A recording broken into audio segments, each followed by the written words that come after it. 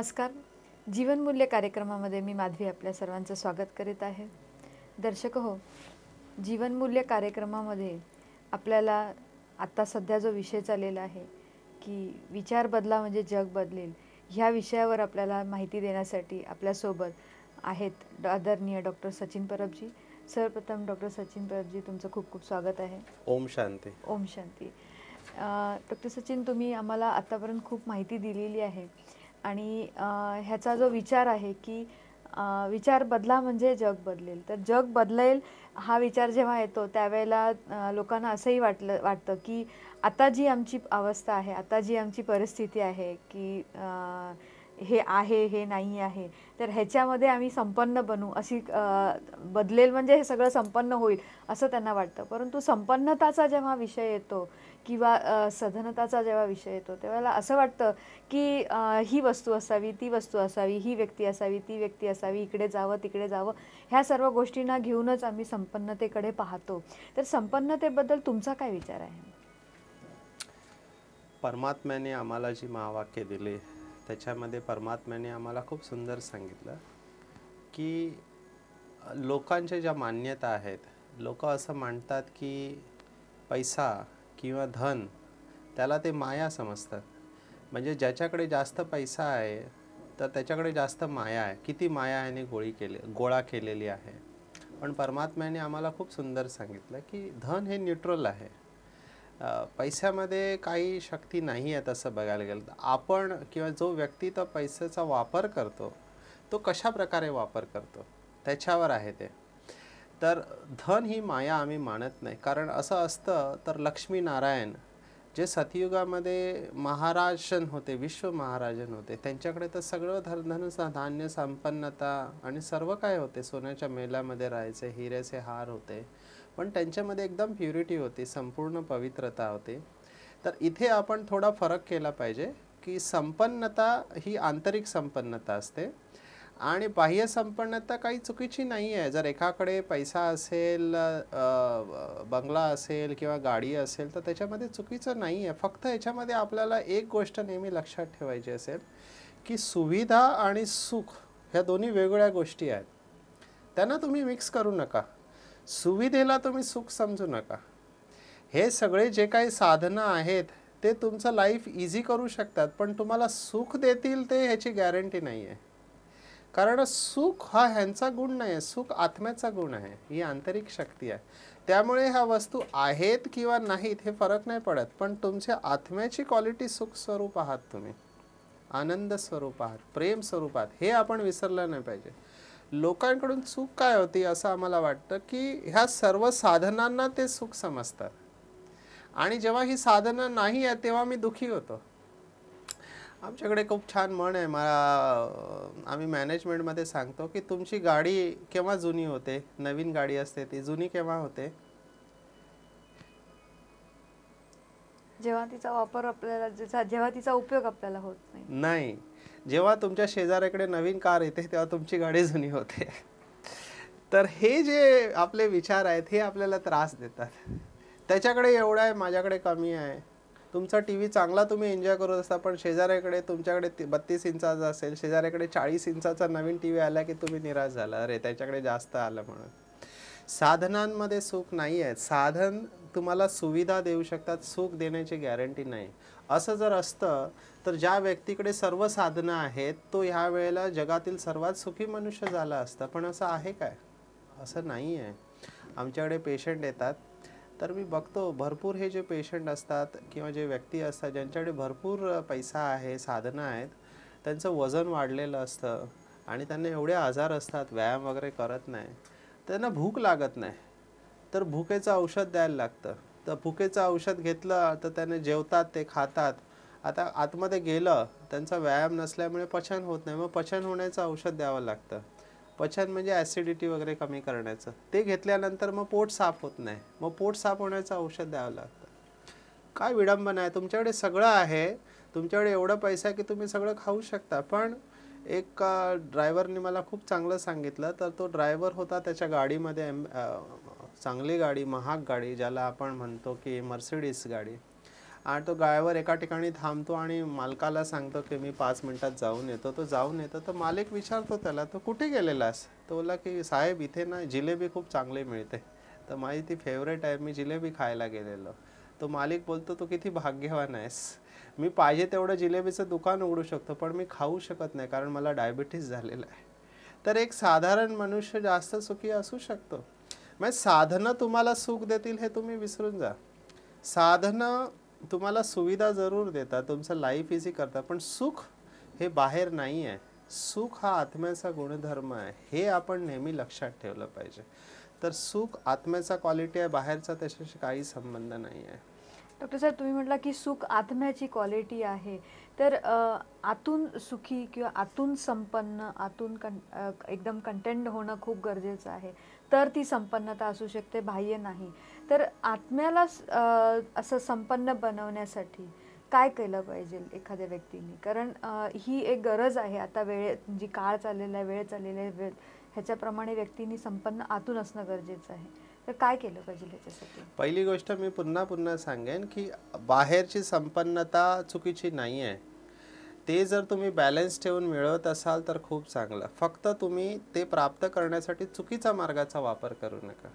कारण लोकांनी एक तर असं समजलं आहे की जेवढी साधन माझ्याकडे जास्त असेल तेवढा मी जास्त सुखी आहे, आणि ती साधन प्राप्त करण्यासाठी मग काही करावं मला लागलं, आणि तिथे व्हॅल्यूज तुम्ही कॉम्प्रोमाइज करता. मग तिथे तुम्ही ईश्वरीय नियम मोडून ते प्राप्त करण्याचा प्रयत्न केला तर आज ना उद्या तुम्हाला प्रॉब्लेम येणार आहे. ठीक आहे ना. ह्याच्यामध्ये आम्ही उदाहरण देतो की सीतेचं उदाहरण रामायणातलं मला पर्सनली फार आवडतं. की सीतेचा भाव चांगला होता. सीतेचा भाव होता की एक भिक्षा घेण्यासाठी आलेला आहे ब्राह्मण आणि त्याला भिक्षा द्यायची आहे, पण तिने काय चूक केली सीतेने? ती भिक्षा देण्यासाठी तिने लक्ष्मण रेषा क्रॉस केली. तर सीता लकीरच्या बाहेर गेल्यामुळे फकीर झाली, तिला त्रास झाला. किती त्रास झाला? तर आपण जे लक्ष्य प्राप्त आपल्याला करायचं आहे, जी साधनं पाहिजे, त्यासाठी लकीर क्रॉस करणं का करू तुम्ही? कारण जर तुम्ही लक्ष्मण रेषा क्रॉस केली तर आज ना उद्या तुम्हाला त्रास होणार आहे. आपण किती केसेस पाहतो रोज पेपरमध्ये, मंत्री आणि लोक चांगले चांगले मोठ्या पोस्टवर. काय चूक झाली? थोडासा लोभ, की एवढी साधनं माझ्याकडे आले, एवढा पैसा माझ्यासाठी, त्याच्यासाठी मी लक्ष्मण रेषा क्रॉस केली. आता ईश्वरीय नियम आहे की तुम्ही विकर्म केलं तर तुम्हाला ते रिटर्न मिळणार आहे, तुम्हाला ते भोगावं लागणार आहे. तर मी असं म्हणेन की साधनं कमावणं चुकीचं नाही आहे. साधनांमध्ये काही नाही, दे आर न्यूट्रल. पण ते कमावण्यासाठी तुम्ही बाउंड्री क्रॉस करून ते कमवायला जाऊ नका. नंबर 1. नंबर 2, तुम्ही त्यांच्याकडून कधी अपेक्षा ठेवू नका की मी जास्त साधनं माझ्याकडे असेल तर मी सगळ्यात सुखी आहे. नो, त्याची पण गॅरंटी नाही आहे. गॅरंटी एकच आहे की तुम्ही जर आत्मिक स्वरूपामध्ये स्थित राहून परमात्म्याच्या स्मृतीमध्ये राहिलात तर तुम्ही संपन्न होऊ शकता. तर परमात्म्यानं आम्हाला ह्याची विधी सांगितलेली आहे, आणि विधी ही आहे की जहाँ पर साधना है वहाँ साधन आ जाते. साधना बीज आहे साधनाचं, साधनचं. तुम्हाला गाडी, बंगला किंवा आणखीन वस्तू पाहिजे असेल तर ही सगळी साधनं आहेत. पण या साधनाचं बीज काय आहे? साधन आहे, तपस्या आहे. पूर्वीच्या काळी गृहस्थ आश्रम होता, आता आश्रम राहिलेला नाही, त्यामुळे आपण दुःखी झालेलं आहे. तर गृहस्थ आश्रम आपल्याला बनवायचा आहे. आश्रम म्हणजे तपस्या जिथे केली जाते. जर तुम्ही साधना योग्य केली आणि परमात्म्याच्या स्मृतीमध्ये राहिलात तर तुम्ही आपलं आयुष्य बदलू शकता. आणि ह्याच्यावर आता भरपूर प्रयोग होत आहेत आणि खूप चांगले चांगले लोकांचे अनुभव आहेत. तुम्ही विचार बदललात तर तुमचं जग बदलेल. जसे तुमचे विचार असतील, विचारांमध्ये तुम्ही जेवढे संपन्न असाल, श्रीमंत असाल, जी व्यक्ती विचारांनी श्रीमंत असते त्याला कोणीही कधी गरीब करूच शकत नाही, आणि तो कधीही गरीब असूच शकत नाही, कारण तो विचारांनी संपन्न आहे. आणि जो व्यक्ती विचारांनी संपन्न आहे, तृप्त आहे, त्याला सगळी साधनं स्वतःच प्राप्त होतात. आणि ह्याच्यावर भरपूर काही लिटरेचर आहे, भरपूर काही लोक याच्यावर बोलतात, बाहेर वर्कशॉप पण होतात आणि याच्यावर भरपूर प्रयोग झालेले आहेत. फक्त आपण आपल्या विचारांमध्ये श्रीमंत व्हायचं आहे. विचारांमध्ये श्रीमंत झाले तर ऑटोमॅटिकली ते भावना आणि कृतीमध्ये येतात, आणि आपण ते श्रेष्ठ कर्म केलं तर आपल्याला रिटर्नमध्ये मिळणारच, असा माझा स्वतःचा पण अनुभव आहे. डॉक्टर साहेब, तुम्ही म्हटलात की रिटर्नमध्ये मिळणारच, आपल्याला श्रेष्ठ केलं पाहिजे. ही समृद्धी जी आपण अपेक्षा करतो की ही समृद्धी आमच्या आयुष्यामध्ये असावी, ती कोणत्या ना कोणत्या आता जे वेळ चाललेली आहे आपण बघतो, जसं तुम्ही आता नमूद पण केलं, की वेगवेगळे मार्ग आपण अपनावतो. तर ह्या सर्व गोष्टी ज्या आहेत, की ज्याच्यामध्ये आपण वेगवेगळे मार्ग अपनावतो, त्यावेळेला इथे कुठेतरी आपले जुने काही स्मृती किंवा कर्म येतात का? कारण तो मुद्दा तुम्ही मागच्या सत्रांमध्ये घातला, तर मला तो कुठेतरी टच करतो, की लोकं आजकाल ह्या गोष्टी खूप सहज करतात आणि ते म्हणतात, की हे चालतं आणि ते खूप सहजपणे होऊन जातं. पण आता त्यांना स्पष्टीकरण मिळालं असेल, पण ह्याच्यात तोही मुद्दा येतो का? हे मला जाणून घ्यायचं आहे, की काही जुन्या सवयी किंवा जुन्या स्मृती अशा असतात का, ज्याच्यामुळे लोकं ह्यालाच स्पष्ट मांडतात, की हेच समृद्धी आहे, हेच मला आयुष्यामध्ये पाहिजे? आपण दुसऱ्यांना जास्त बघतो. आध्यात्मिकतेमध्ये आम्हाला सांगितलं जातं, की फोकस दुसऱ्यांवर न राहता स्वतःवर राहायला पाहिजे. आपण दुसऱ्यांशी जास्त तुलना करतो आणि दुसऱ्यांना बाहेरून बघतो. आपल्याला वाटतं, की हा व्यक्ती किती सुखी आहे, याच्याकडे बंगला आहे, गाडी आहे, ह्याला सगळे लोक रिस्पेक्ट देतात. पण आतमध्ये त्याची काय अवस्था आहे त्यालाच माहिती असतं, किंवा तो ज्या डॉक्टरकडे जातो त्याला माहिती असतं. तुमच्याकडे डनलॉपचा गदी असेल, पण तुम्हाला झोप येत नाही रात्रीची. आम्ही बघितलं की ज्याच्याकडे जास्त पैसा आहे त्याला चिंता असते की इन्कम टॅक्सचा रेट केव्हा पडेल. कारण तो पैसा कुठे ठेवायचा आणि कसा, किती त्याला टेन्शन असतं. चोरी होऊ शकतं, आणखीन काय होऊ शकतं. तर त्याचे टेन्शन आपल्याला दिसत नाही, कारण आपण लोकांना बाहेरून बघतो. तर ती खरी अवस्था नाही आहे. त्या व्यक्तीला जेव्हा तुम्ही जवळून, हे मी का म्हणतोय, कारण माझ्याकडे असे केसेस येतात. बाहेरून आम्ही बघतो की he is a biggest businessman. भारतामध्येच नाही, इंटरनॅशनल अशी एक मी व्यक्ती बघितली. एवढं त्याच्याकडे सगळं काय आहे, एवढ्या मोठ्या कंपनीचा मालिक आहे, पण झोप नाही त्याला रात्रीची.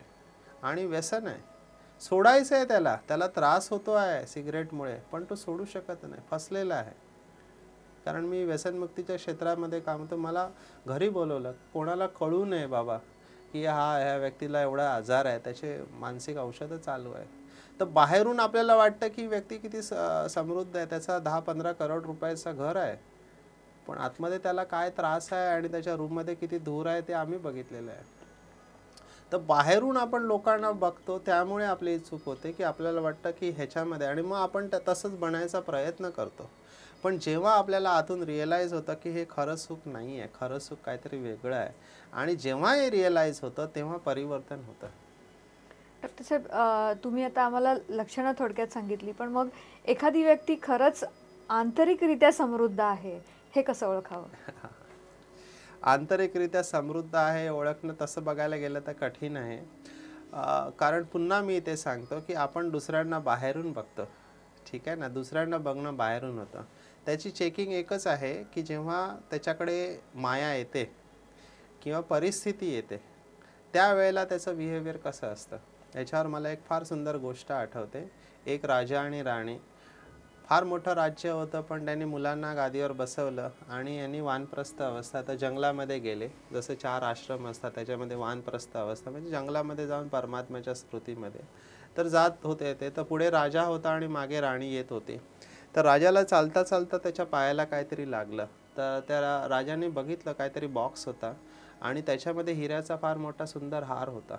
तर त्याला भीती वाटली की हा हार जर राणीने पाहिला तर तिच्या मनामध्ये पुन्हा मोह उत्पन्न होईल आणि तिच्या जुन्या स्मृती जागृत झाल्या तर ती पुन्हा जाऊ शकते इथून. म्हणून त्याने, राजाने घाईघाई तो हार लपवायचा प्रयत्न केला, म्हणजे तो बॉक्स लपवायचा प्रयत्न केला. तर राणीने पाहिलं हे काहीतरी लपवत आहे. त्यांनी विचारलं काय आहे. ते म्हणाले काय नाही आहे, एक बॉक्स आहे मला सापडलं, पण काय आहे त्या बॉक्समध्ये, मला पाहू दे. तर राजाने तो हार दाखवला की माफ कर, ह्याच्यामध्ये काय नाही, एक हिऱ्याचा हार आहे. मला असं वाटलं की हा बघितल्यावर तुझी परत इच्छा होऊ शकते, म्हणून मी तो लपवायचा प्रयत्न केला. तर राणी त्याला फार सुंदर उत्तर देते. राणी म्हणाली, म्हणजे अजूनही तुम्हाला माती आणि हिऱ्यामधला फरक कळतो आहे. मला तर ही पण माती वाटते. तर हा फरक कळणं, याचा अर्थ अजूनही तुम्ही त्याला हिरा समजता आणि तिला माती समजा, म्हणजे माती आणि हिऱ्यामधला फरक. तर ही अवस्था आहे. तर ही अवस्था जेव्हा आपल्यामध्ये येते त्यावेळेला त्या व्यक्तीमध्ये ही लक्षणं दिसतात की तो सगळ्यांना समानच मानतो. हिऱ्याला हिरा किंवा मातीला माती मानणं ही पण एक अवस्था आहे. ह्याच्या उच्च अवस्था की ते असणं नसणं ह्याच्या पुढे व्यक्ती गेलेला, ह्याला आम्ही वितराग म्हणतो. एक असतं वैराग, एक असतो राग आणि एक असतं वितराग. वितराग म्हणजे ते असली वस्तू किंवा नसली वस्तू मला फरक पडत नाही, आणि ही अवस्था ज्याला आम्हाला परमात्म्याने सांगितलं की तुम्हाला 36 प्रकारचं भोजन मिळो किंवा सुखी रोटी मिळो, दोघांमध्ये तुमची समान अवस्था असली तर तुम्ही खरे योगी आहात. ज्याला भगवद्गीतेमध्ये म्हटलेलं आहे की सुख दुःखे समे कृत्वा लाभा लाभो जया जय.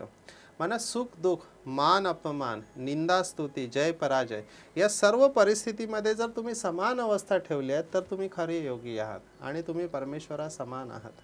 तर त्या अवस्थेमध्ये आपल्याला पोचायचं आहे. किती सुंदर अवस्था आहे डॉक्टर साहेब, तुम्ही आता इतकी स्पष्ट सांगितली. तर ही अवस्था अनुभव करायची आमची सगळ्यांची इच्छा आहे. तर तुम्ही ह्याचा अनुभव करून द्याल आम्हाला. ठीक आहे, सर्वांनी सरळ बसायचं आहे.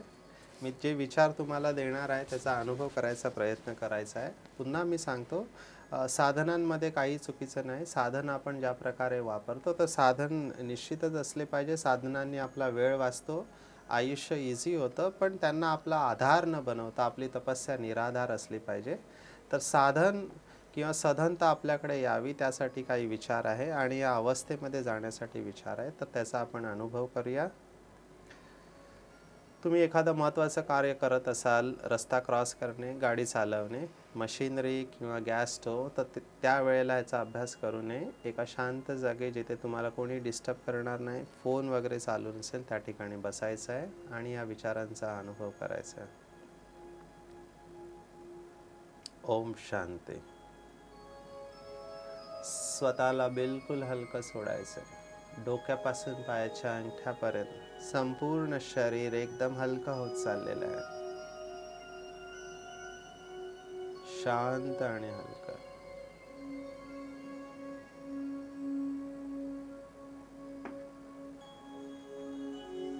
मी एकदम शांत आहे. निरंतर भरपूर राहणं हा माझा नैसर्गिक स्वभाव आहे.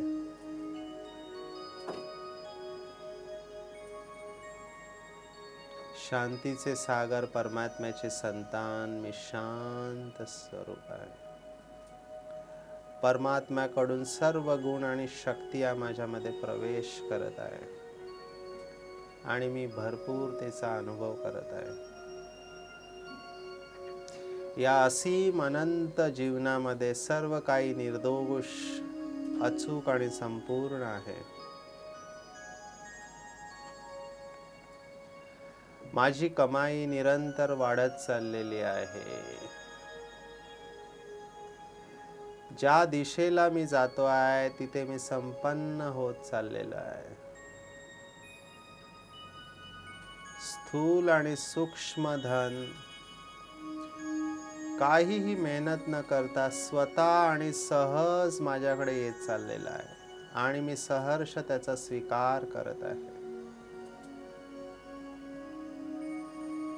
ड्रामा प्लॅन अनुसार माझ्यामध्ये ज्या विशेषता आहेत त्या सर्व विशेषता मी लोकांच्या सेवेमध्ये वापरत आहे आणि मला आश्चर्यकारकरित्या स्थूल आणि सूक्ष्म धनाचा लाभ होत आहे. मला कळून चुकलेलं आहे की ज्ञानधन हे सर्वश्रेष्ठ धन आहे. संतुष्टता हे सर्वश्रेष्ठ धन आहे. ज्ञान आणि संतुष्टतेबरोबर स्थूल देखील धन देखील माझ्याकडे स्वतः आणि सहज येत चाललेलं आहे.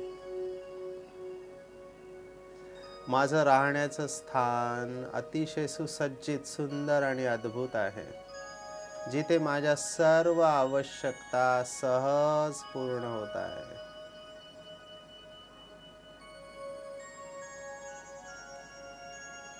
जसं माझं घर सुसज्जित आणि सुंदर आहे तसंच माझ्याकडे एक सुंदर कार ज्याच्याद्वारे मी ईश्वरीय सेवा करू शकतो सहज मला लाभलेली आहे. माझ्या सर्व इच्छा सहज पूर्ण होत आहे. सर्व भौतिक साधने माझ्याकडे स्वतः आणि सहज येत आहे. या सर्व साधनांचा मी वापर करत असताना मला एक स्मृती निरंतर आहे की हे साधनांमध्ये सुख नाही आहे. ही साधने मला सेवेसाठी मिळालेली आहेत. सुख ही माझी आंतरिक अवस्था आहे.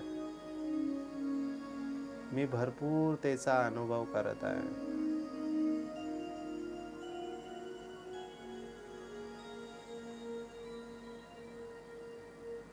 साधन असोत वा नसोत माझी अवस्था सुख स्वरूप आहे.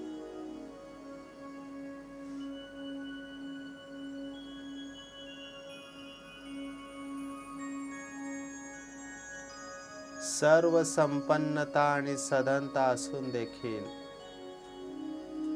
मी या सर्व गोष्टींपासून निर्लेप आहे. या गोष्टी आणि वस्तू मला फक्त वापरासाठी मिळालेल्या आहेत.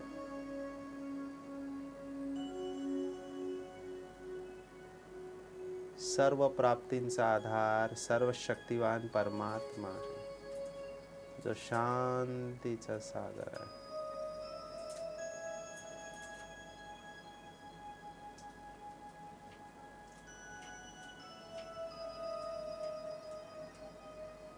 मी संपन्न आणि संपूर्ण आहे, कारण सर्व शक्तिवान परमात्मा माझ्या बरोबर आहे.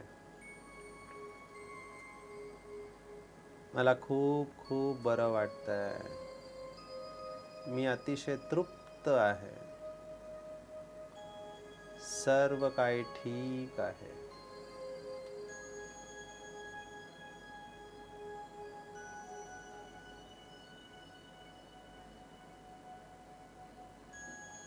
शांत आहे. भरपूर आहे. खूप खूप धन्यवाद डॉक्टर साहेब. दर्शक हो, आपण पाहिलं की जी समृद्धी आपल्याला हवी आहे, ती समृद्धी जर हवी असेल तर ती आधी आपल्यामध्ये असली पाहिजे. म्हणजेच आतून एखाद्या व्यक्तीने आंतरिक संपन्नता, आंतरिक शांती, आंतरिक जी समाधान आहे, हे जोपर्यंत येत नाही तोपर्यंत घरामध्ये साधनं असून सुद्धा त्या समृद्धीला काही अर्थ राहत नाही. तर ही समृद्धी, आंतरिक समृद्धी कशी आपण मिळवावी ह्याची अधिक माहिती हवी असल्यास तुम्ही नजीकच्या कोणत्याही ब्रह्माकुमारी सेवा केंद्राला भेट देऊ शकता. मनातील प्रश्न विचारण्यासाठी आम्हाला मेल पाठवू शकता किंवा आमची वेबसाईट www.bkmarathi.com ला भेट देऊ शकता.